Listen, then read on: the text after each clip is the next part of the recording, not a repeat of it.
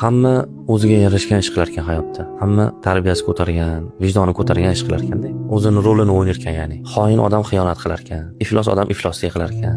G'ururini sotgan erkak shunga yarasha ish qilar ekan hayotda.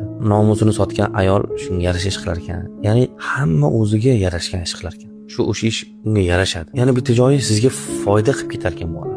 Siz hayotingizda shunaqa iflos odam borligini o'rgatib ketar ekan. Sizga bitta odam xiyonat qilsa, bilasizki, ha, shunaqa iflos odamlar ham bor ekan hayotda deysiz.